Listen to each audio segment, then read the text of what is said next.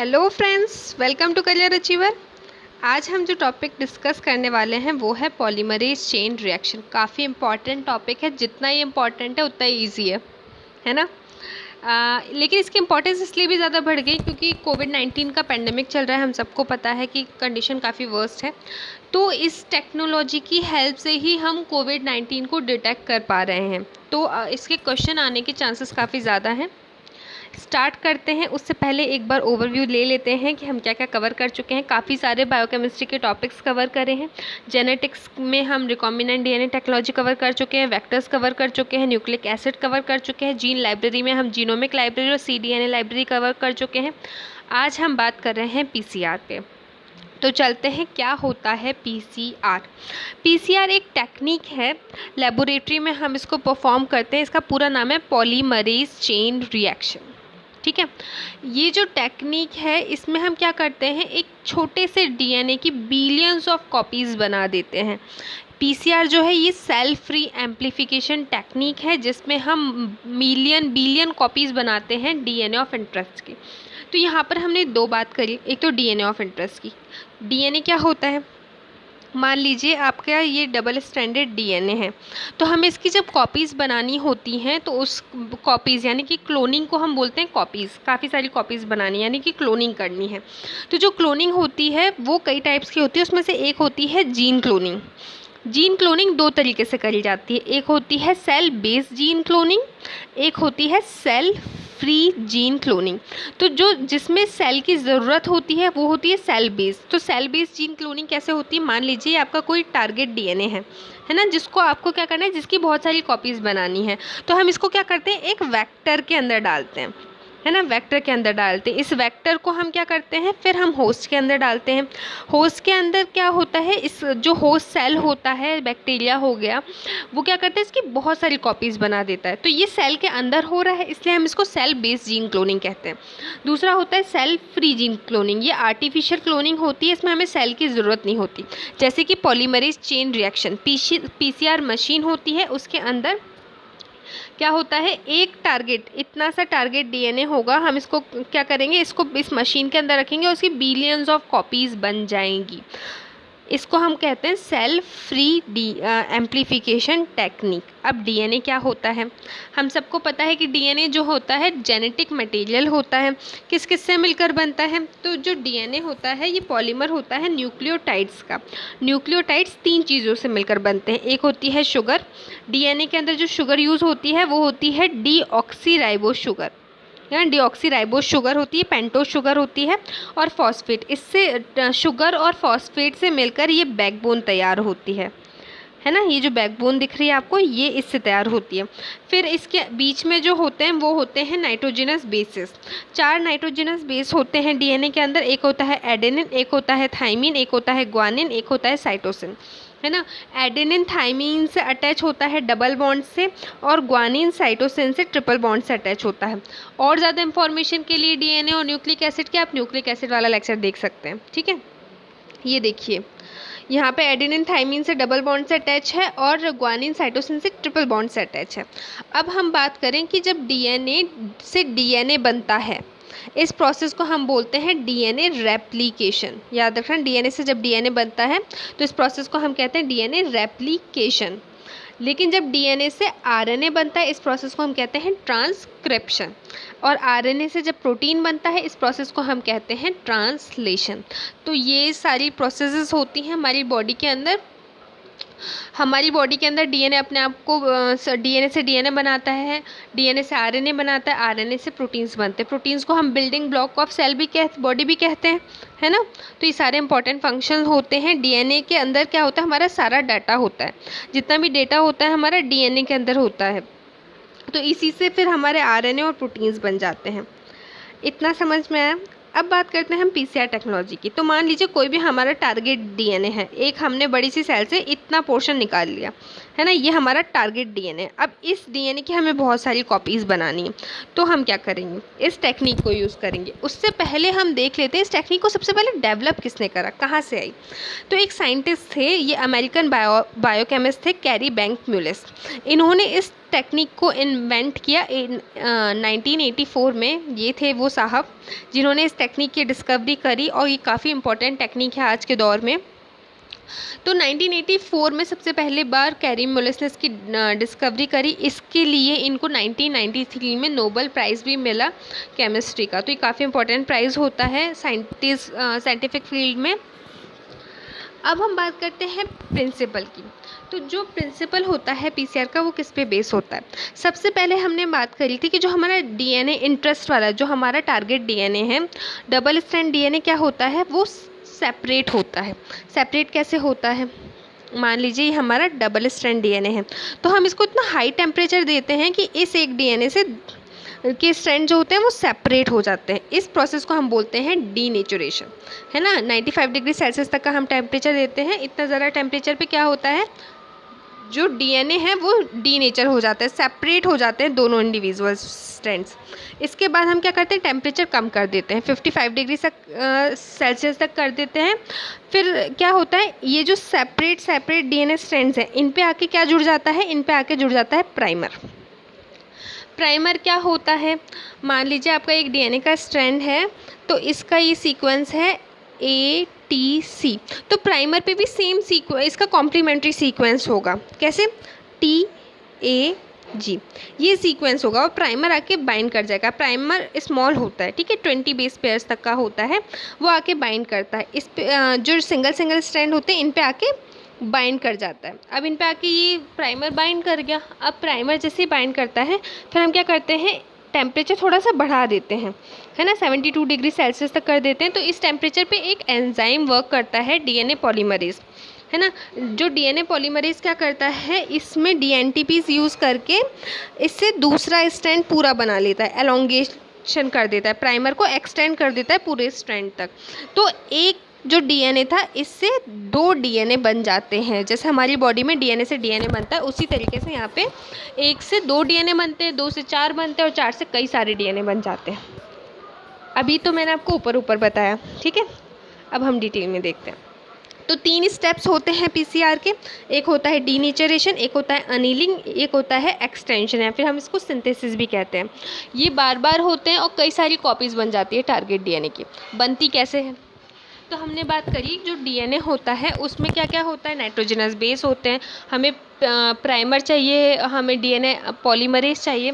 तो ये सारी चीज़ें हम एक ट्यूब में रखते हैं, ये होती है पीसीआर ट्यूब। इसके अंदर हम अपना टारगेट डीएनए डाल देते हैं, प्राइमर डाल देते हैं, बाकी जितनी भी ज़रूरत का सामान होता है, बफर भी डाल देते हैं, कोफैक्टर मैग्नीशियम आयंस वगैरह डाल देते हैं, जिससे कि जिस चीज़ की डीएनए को रेप्लिकेशन में ज़रूरत होती है वो उस अपना कॉपीज़ बनाने के लिए वो चीज़ें उनके उसके पास हो। अब इस पीसीआर ट्यूब को हम रखते हैं एक मशीन में जिसको हम बोलते हैं थर्मोसाइक्लर, या फिर इसको हम पीसीआर मशीन भी कहते हैं। इसके अंदर डालते हैं और ये प्रोसेस होती है। मान लीजिए इसके अंदर आपने सब कुछ डाल दिया, इसके अंदर टारगेट डीएनए है, तो टारगेट डीएनए हमारा कैसा होगा, डबल स्ट्रैंड। अब जैसे ही इस मशीन में जाएगा तो जो मशीन होगी, जब हम इसे स्टार्ट करेंगे तो सबसे पहले जो टेम्परेचर सेट होता है वो 95 डिग्री सेल्सियस होता है।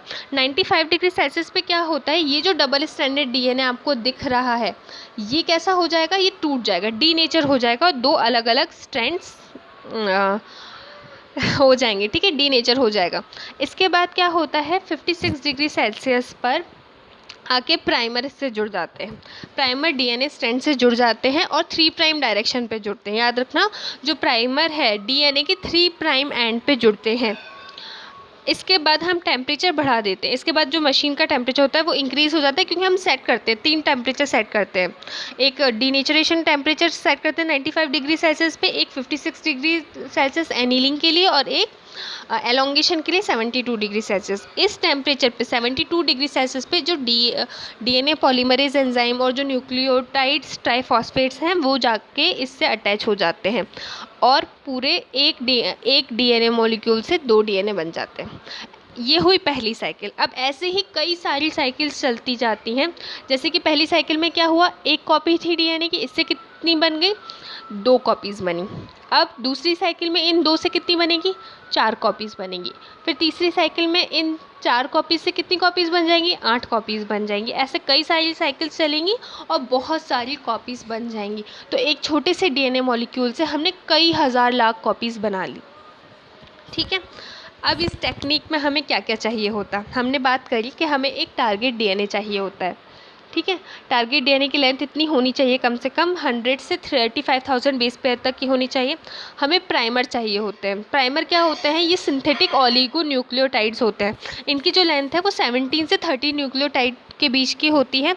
ये कंपलसरी होते हैं। सबसे पहले जो टारगेट डीएनए है उस पर प्राइमर्स जाके बाइंड करते हैं। ठीक है, 2 टाइप के प्राइमर चाहिए होते हैं हमें, वो जाके से बाइंड करते हैं। अब हमें और क्या चाहिए होता है, डीऑक्सीराइबोन्यूक्लियोटाइड्स, जो हमारे नाइट्रोजनस बेस प्रोवाइड करते हैं किसको, डीएनए एलोंगेशन के लिए। तो एटीपी डीएटीपी क्या है, deoxy adenine deoxyribo adenine triphosphate, deoxycytidine triphosphate, deoxy guanidine, ये जीटीपी है ना, डीऑक्सी ग्वानिडिन ट्राइफॉस्फेट। डीटीपी क्या है, डीऑक्सी थाइमिडिन ट्राइफॉस्फेट। तो ये सारे डीएनटीपीज हमें चाहिए होते हैं। साथ ही साथ जो डीएनए पॉलीमरेज होता है उसको हमें मतलब जो हमारा एंजाइम होता है वो हीट स्टेबल होना चाहिए। पहले जब तक टैग पॉलीमरेज की डिस्कवरी नहीं हुई होती तब तक हम ई कोलाई का डीएनए पॉलीमरेज यूज़ करते थे। बट इसके साथ प्रॉब्लम क्या होती थी कि हम एक साइकिल के बाद हमें इसे दोबारा से ऐड करना पड़ता था। क्यों, क्योंकि ये थर्मो स्टेबल नहीं था, टेम्परेचर पे स्टेबल नहीं हो पाता था। जब ज़्यादा टेम्परेचर हो जाता था तो ये क्या करता था, ये आगे इनएक्टिव हो जाता था, ये काम नहीं कर पाता था। फिर जैसे ही ये टैग पॉलीमरेज की डिस्कवरी हुई, ये वाली प्रॉब्लम ख़त्म हो गई। हम टैग पॉलीमरेज डालते हैं। टैग पॉलीमरेज एक टैग डीएनए पॉलीमरेज एंजाइम है। हमने इसको आइसोलेट करा, हमने नहीं, थॉमस ब्रॉक ने इसको आइसोलेट करा था एक बैक्टीरिया थर्मस एक्वेटिकस से। ये जो बैक्टीरिया है उनको मिला था अमेरिका में, यूएसए में एक जगह है येलो स्टोन नेशनल पार्क, वहाँ से उन्होंने, वहाँ के हॉट स्प्रिंग से उन्होंने ये बैक्टीरिया क्या करा था, आइसोलेट करा था। इसके अंदर जो टैग पॉलीमरेज होता है ये क्या होता है, थर्मोस्टेबल होता है। तो फिर इसकी डिस्कवरी के बाद क्या हुआ, जब हमने एक बार डाल दिया तो हमें दोबारा बार बार एंजाइम ऐड नहीं करना पड़ता था। तो बहुत सारे डीएनए हम बनाते हैं इस टेक्निक से। अब हम इसको आगे देखते हैं। ठीक है, हमने पीसीआर के अंदर क्या क्या डाला, डीएनए सैंपल डाला है ना, प्राइमर्स डाल दिए, न्यूक्लियोटाइड डाल दिया, टैग पॉलीमरेज डाल दिया, बफर क्या करता है, जो पीएच होता है उसको मेंटेन करता है। पीएच जो है ना ऊपर नीचे होता है तो उसको वो रेजिस्ट करता है बफर। इन सबको उठा के हम पीसीआर ट्यूब में डाल देते हैं। पीसीआर ट्यूब को हम रख देते हैं थर्मोसाइक्लर में, और क्या होता है, डीनेचुरेशन होता है। सबसे पहले स्ट्रैंड सेपरेट होते हैं। अब आप एक चीज़ सोची होगी आपने, है ना, कि मान लीजिए 2 स्ट्रैंड्स हैं, ये दोनों अलग हुए डीनेचुरेशन पे 95 डिग्री सेल्सियस पे, लेकिन अनीलिंग करी तो ये दोनों स्ट्रैंड भी तो मिल सकते हैं ना। प्राइमरी आके क्यों जुड़ा, जब स्ट्रैंड्स अलग हुए तो प्राइमरी आके क्यों जुड़ा, यहाँ पे प्राइमरी आके क्यों जुड़ा, ये स्ट्रैंड्स भी तो जुड़ सकते। उसका रीज़न ये होता है कि जो प्राइमर होती है उसकी क्वांटिटी बहुत ज़्यादा होती है।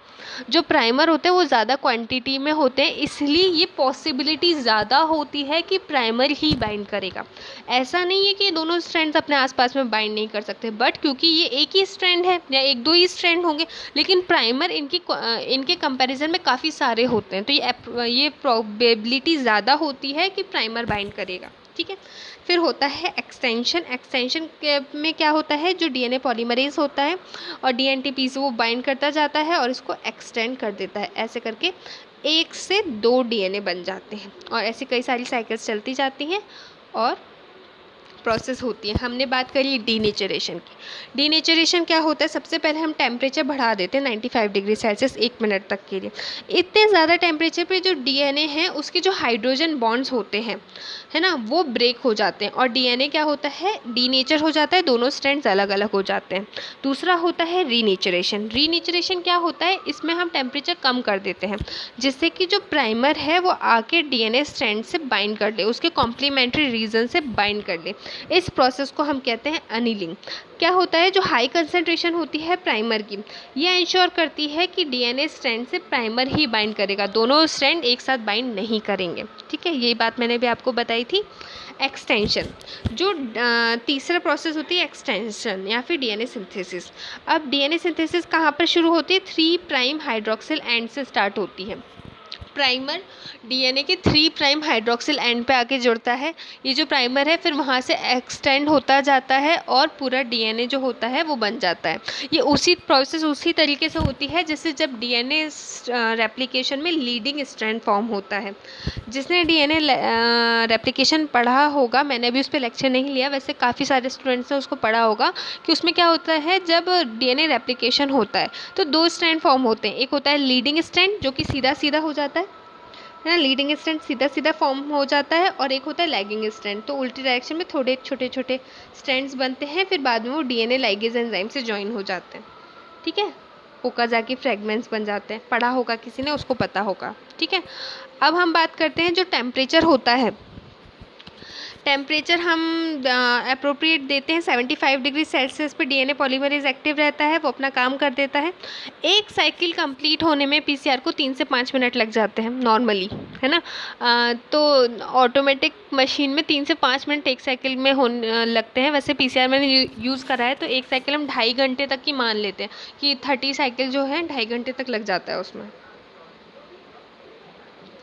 अब साइकिल 1 चलती है। सबसे पहले क्या होता है, जो साइकिल 1 होती है इसमें जो नया स्ट्रैंड होता है उसमें प्राइमर आके जुड़ते हैं, फिर सेकंड प्राइमर जुड़ता है, ऐसे पहली साइकिल चलती है, फिर दूसरी साइकिल चलती है, तीसरी साइकिल चलती है, ऐसे कई सारी साइकिल्स चल जाती हैं। जो मतलब है ना जल्दी जो 32 मतलब नॉर्मली थर्मोसाइकिल में 30 साइकिल चलती हैं, अब तो एडवांस आ गया उसमें 40 साइकिल्स भी चलने लगी हैं। तो यही साइकिल रिपीट होती रहती हैं, पहले डीनेचरेशन होता है, फिर रीनेचरेशन होता है, फिर सिंथेसिस होता है, तो ये साइकिल्स रिपीट होती रहती हैं। हमें किस किस चीज़ की ज़रूरत होती है, हमें प्राइमर लगता है, हमने बात करी, है ना। जो प्राइमर होता है बहुत इंपॉर्टेंट रोल प्ले करता है। 17 से 30 न्यूक्लियोटाइड्स तक का होता है। इसमें सेकेंडरी स्ट्रक्चर नहीं होता और ये कॉम्प्लीमेंट्री एक दूसरे से कॉम्प्लीमेंट्री नहीं बनाता। ये इसकी इंपॉर्टेंट कैरेक्टरिस्टिक होती है। अगर प्राइमर एक दूसरे से बाइंड कर जाएगा, है ना, तो प्राइमर की जो क्वांटिटी होती है वो ज़्यादा होती है, एक दूसरे से बाइंड कर जाएगा तो डीएनए से कौन कॉम्प्लीमेंट्री बनाएगा, है ना। इसलिए जो प्राइमर होता है इसका सेकेंडरी स्ट्रक्चर नहीं होता और ये खुद से कॉम्प्लीमेंट्री भी नहीं बनाता। तो जो कॉम्प्लीमेंट्री प्राइमर होते हैं वो हाइब्रिडाइज करते हैं, बनाते हैं प्राइमर डाइमर और एम्पलीफाई हो जाते हैं पीसीआर में। तो इस जब ऐसा होता है तो ये जो टारगेट डीएनए उसको मल्टीप्लाई नहीं होने देते। तो कई बार अगर ऐसा भी हो गया कि प्राइमर खुद से बाइंड हो गए तो जो हमारा टारगेट डीएनए वो मल्टीप्लाई नहीं हो पाता। दूसरा होता है डीएनए पॉलीमरेज, है ना। जैसे हमने बात करी टैक डीएनए पॉलीमरेज की, ये हाई टेम्परेचर पे सर्वाइव कर जाता है। टैक पॉलीमरेज के अलावा 2 पॉलीमरेज और होते हैं जिसे हम यूज़ करते हैं। एक होता है पीएफयू पॉलीमरेज, पायरोकोकस फ्यूजेरियस से इसको डिस्क्राइब करा गया। पीएफयू डीएनए पॉलीमरेज ये है ना यहाँ पे। एक है वेंट, एक वेंट भी होता है ना, वेंट डीएनए पॉलीमरेज होता है। इसको थर्मोकोकस लेबियलिस करके एक एंजाइम है, वो सॉरी एक ऑर्गेनिज्म है, उससे डिस्कवर करा गया है। तो जो टैक डीएनए आइसोमरेज होता है ये ज़्यादा टेम्परेचर पे स्टैंड कर जाता है। हॉट स्टार्ट प्रोटोकॉल होता है। डीएनए पॉलीमरेज जो होता है हम उसको ऐड करते हैं आफ्टर हीट डीनेचरेशन। जैसे ही पहला स्टेप हो जाता है उसके बाद हम क्या करते हैं, डीएनए पॉलीमरेज को ऐड करते हैं। ये क्या करता है, जो एक्सटेंशन होता है मिसमैच प्राइमर्स का उसको अवॉइड कर देता है ना। क्या होता है, जैसे आपने देखा होगा 55 डिग्री सेल्सियस पे क्या हो रहा है, 55 डिग्री सेल्सियस पे हम लोग प्राइमर अटैच करवा रहे हैं। उसके बाद हम क्या करते हैं, टेम्परेचर बढ़ा देते हैं। अगर टेम्परेचर कम रहेगा तो जो प्राइमर्स हैं वो अटैच कर जाएंगे दोबारा से। तो ये जब हम टेम्परेचर बढ़ा देते हैं तो ये जो मिसमैच प्राइमर है वो दोबारा से अटैच नहीं हो पाते, इसलिए हम टेम्परेचर बढ़ा देते हैं। लेकिन इस टेम्परेचर पे डीएनए पॉलीमरेज काम कर लेता है। टैक पॉलीमरेज के अंदर प्रूफ रीडिंग एक्टिविटी नहीं होती। जो प्रूफ रीडिंग एक्सोन्यूक्लियस एक्टिविटी हमारे बॉडी में होती है डीएनए पॉलीमरेज 1 और 3 की प्रेजेंस में, वो इसमें नहीं होती, है ना। इसकी वजह से एरर भी आ जाता है कई बार। तो हमारी बॉडी में जब डीएनए से डीएनए बनता है, एक डीएनए से 2 डीएनए बनते हैं, तो उसमें प्रूफ रीडिंग होती है। अगर इन केस कोई गलती से गलत न्यूक्लियोटाइड जुड़ गया है तो हमारी बॉडी क्या करती है, उसको रिपेयर कर देती है, हटा देती है उसको, है ना। इसको ही बोलते हैं हम प्रूफ रीडिंग एक्सोन्यूक्लियस एक्टिविटी। लेकिन ऐसी कोई भी वो टैक पॉलीमरेज में नहीं होती, तो इसमें एरर भी देखने को मिल जाता है। कुछ दूसरे डीएनए पॉलीमरेज भी होते हैं जिनके अंदर प्रूफ रीडिंग एक्टिविटी होती है, जैसे कि टीएमए डीएनए पॉलीमरेज। इसको थर्मोटोगा मैरिटाइमा से आइसोलेट करा गया है। एक होता है पीएफयू डीएनए पॉलीमरेज, इसको पायरोकोकस फ्यूरियोसस से आइसोलेट करा गया है। ठीक है, इतना समझ में आया। अब आगे बढ़ते हैं। अब आते हैं टारगेट डीएनए पे। क्या होता है टारगेट डीएनए? जो हमारे मर्जी का टारगेट डीएनए होता है, जिसकी हमें कॉपीज़ बनवानी है। तो ये जो टारगेट डीएनए होता है, शॉर्ट सीक्वेंस होता है टारगेट डीएनए का। बेटर जितना ज़्यादा मतलब है ना छोटा होगा, इसकी एफिशिएंसी उतनी ही ज़्यादा होगी। अब कुछ टाइम से जो एम्प्लीफिकेशन है डीएनए फ्रेगमेंट्स का, 10 केबी तक के डीएनए फ्रेगमेंट्स को क्या करते हैं हम एम्प्लीफाई कर सकते हैं।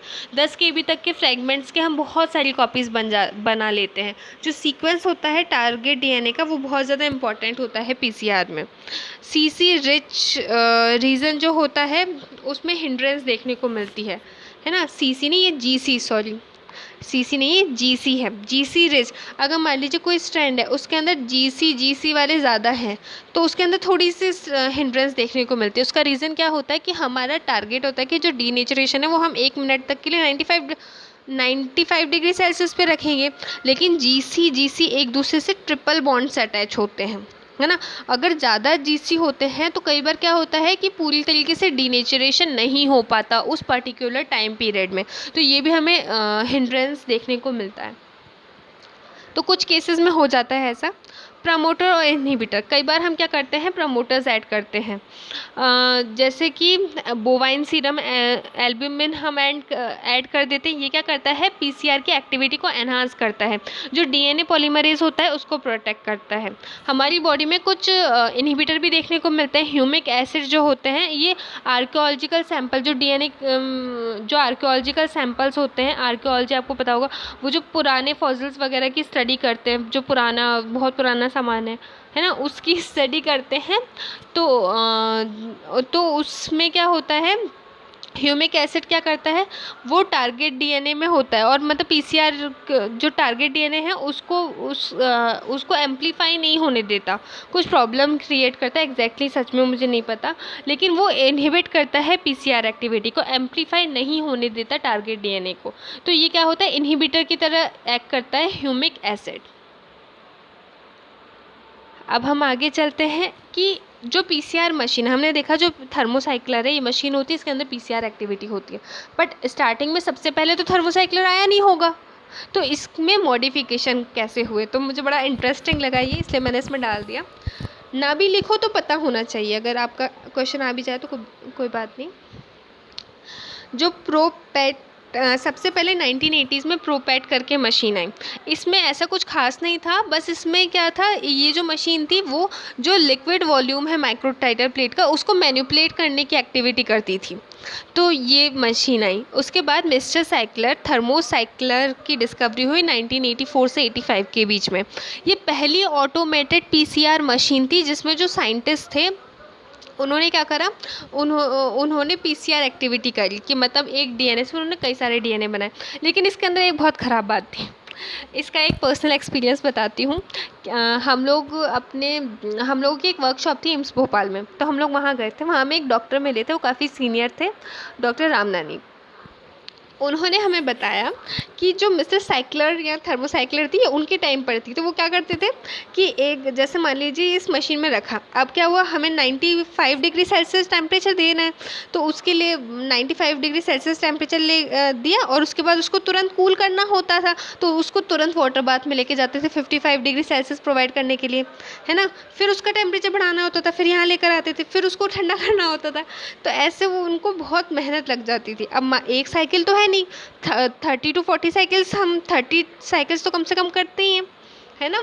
तो इससे उनको बहुत टाइम लग जाता था, और टेम्परेचर बार बार वेरी करता था। और उस टाइम पे क्या हुआ था कि टेक पॉलीमरेज की डिस्कवरी नहीं हुई थी, तो उनको हर बार ई कोलाई वाला डीएनए पॉलीमरेज ऐड करना पड़ता था, तो ये और ज़्यादा टाइम ले लेता था, है ना। तो उस टाइम पे क्या था, मिस्टर साइक्लर थर्मोसाइक्लर था। फिर इसके बाद इन्वेंशन हुआ सन ऑफ साइकिल थर्मोसाइक्लर का। ये कैसा था, दिखा देती हूँ।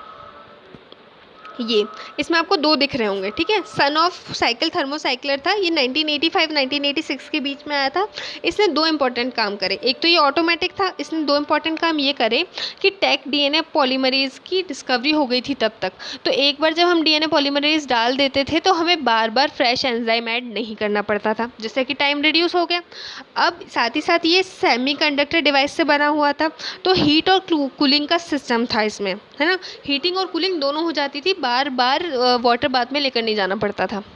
फिर इसके बाद मशीन आई बेबी ब्लू। बेबी ब्लू कैसी दिखती है वो देख लीजिए। इस तरीके की ब्लू कलर की मशीन ये अभी भी लैब्स में मिलती है। 1986 में ये मशीन आई। ये जो थी पहला सिंगल इंस्ट्रूमेंट, यहाँ पे आपको दिख रहा होगा दो इंस्ट्रूमेंट है, लेकिन इसमें आपको दो इंस्ट्रूमेंट की ज़रूरत नहीं थी। ये सिंगल इंस्ट्रूमेंट में सॉफ्टवेयर डला हुआ था और सारी एक्टिविटी तीनों डीनेचुरेशन, एनीलिंग और एक्सटेंशन एक ही मशीन में हो जाता था, इसलिए इसको बेबी ब्लू नाम दिया। ब्लू कलर की मशीन थी।